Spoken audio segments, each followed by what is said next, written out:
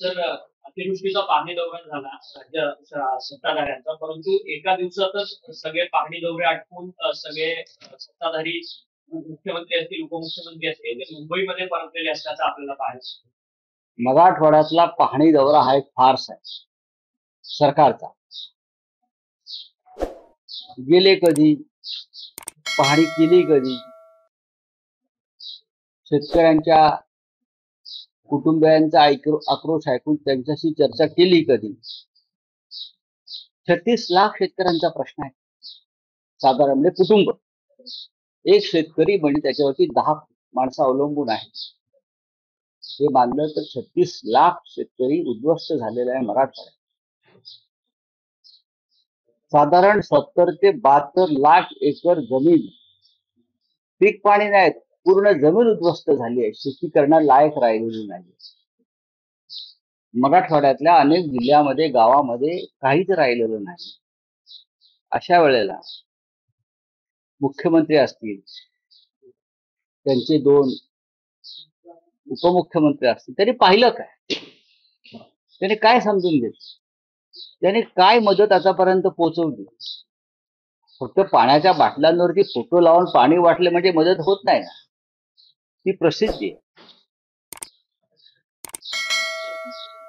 आपण राज्याचे उपमुख्यमंत्री व मुख्यमंत्री आहे, तुम्हाला हे करण्याची गरज नाही. तुम्हाला शासन म्हणून मदत केली पाहिजे मोठ्या प्रमाणात, आणि बाकीची मदत ही गुप्त असायला पाहिजे. तुम्ही अशा संकटाची वाट पाहता का? अशी संकट कोसळतात कधी आणि आमचे फोटो छापून आम्ही मदत देतो कधी? मदतीचं आम्ही स्वागत करतो. कोणी केली असेल अशा वेळेला मदत जर कोणी करत असेल त्याचं स्वागत केलं पाहिजे, गरज आहे. मग तो भूकंप असेल, पूर असेल, अपघात असेल, ही आपली परंपरा आहे. पण महाराष्ट्र सरकारनं काय केलं आतापर्यंत? केंद्र सरकारनं काय केलं आतापर्यंत? काय मदत जाहीर केली केंद्राने? कोणतं पथक पाठवलं पाहणीसाठी? आणि पथक कशा करता पाठवतात? आधी तुम्ही सरसगट घराघरामध्ये 36 लाख शेतकऱ्यापर्यंत मदत पोचवा. हे तुम्ही केलंय का? हे शासन अत्यंत मुरदाड आहे, असंवेदनशील आहे, इतके तुम्ही सांगू शकता. परंतु अजित पवार आज देखील दुसऱ्या दिवशी दौऱ्यावरती आहे. काल रात्री शेतकऱ्यांशी संवाद साधताना अजित पवार म्हटले की पैशांचं सोंग आणता येत नाही, जवळपास 45,000 कोटी रुपये आम्ही नाही, पैशांचं सोंग आणता येत नाही ना, मग सरकार चालवू नका. ही वेळ महाराष्ट्रावर कोणी आणली आहे? तुम्ही लाडक्या बहिणींचा उल्लेख वारंवार करू नका. लाडक्या बहिणींचे संसार त्यात वाहून गेलेले आहेत. पैशाचं सोंग आणता येत नाही ही महाराष्ट्राच्या राज्यकर्त्यांना बोलण्याची वेळ यांच्या दरोडेखोरीमुळे आलेली आहे. 9 लाख कोटीचं कर्ज, साधारण 10 लाख कोटीचं कर्ज या सरकारवरती आहे. यांना कोणी कर्ज द्यायला तयार नाही. 65,000 कोटी व्याज भरतात हे लोक. ही मराठवाड्याचा जनतेचं जे संकट आहे त्यातून कसा मार्ग काढणार? आणि केंद्र सरकार आमच्या तोंडावरती दमडी मारायला तयार नाही. काय करणार तुम्ही? शेतकऱ्यांनी कसं जगायचं मराठवाड्याला? उद्धव ठाकरे माननीय शिवसेना पक्षप्रमुख आज लातूर पासून संभाजीनगर पर्यंत हा दौरा करताय. समजून घेऊ आम्ही काय करता येईल, कसा आवाज उठवता येईल, सरकारला कसं धारेवर धरता येईल हे पाहू ना. विरोधी पक्षनेता ह्या लोकांनी ठेवला नाही का? तर तो हे प्रश्न विचारेल, सरकारची पोलखोल करेल, अधिकाऱ्यांना जाब विचारेल या पुराच्या संदर्भात, शेतकऱ्यांचा आक्रोश विधानसभेत मांडेल.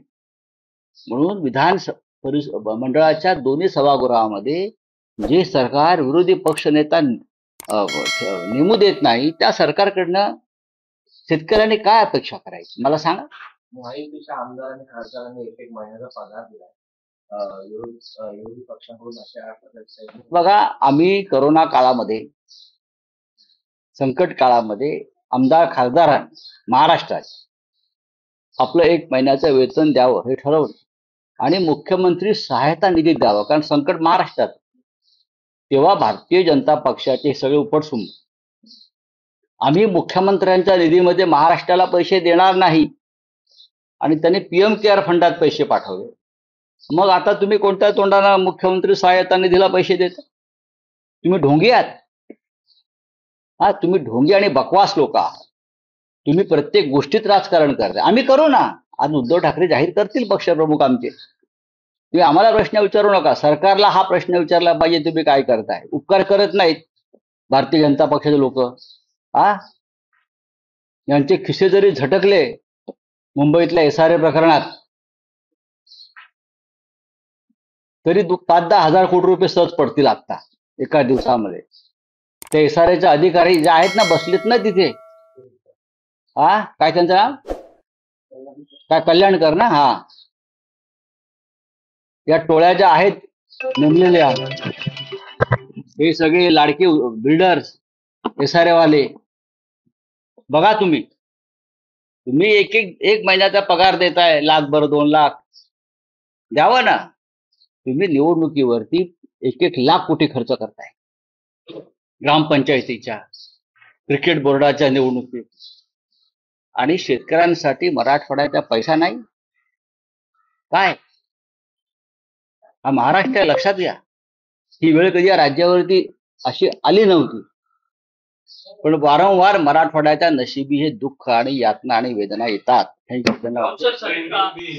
गिरीश महाजन गेलेले होते, ज्यांना संकट मोचन म्हणून ओळखलं जातं या सरकारचं. ते ज्यावेळेस गेले, शेतकऱ्यांचा आक्रोशाला त्यांना सामोरं जावं लागलं आणि त्यानंतर त्यांनी उद्धटपणे शेतकऱ्यांना सांगितलं की मी काय पैसे गाडीत भरून घेऊन प्रश्न तो नाहीये. संकट मोचक वगैरे अफवा आहे. ते आमदार खासदार फोडण्यापुरते आणि आमदार खासदारांना पैसे देण्यापुरते संकट मोचक असतात. शेतकऱ्यांना द्यायची वेळ आली का भाजपचा प्रत्येक नेता हा पाठ दाखवून पळून जातो. गरिबांना द्यायची वेळ आली काय संकट मोचक नसतात, मग हे दरोडेखोर असतात. बोलिये.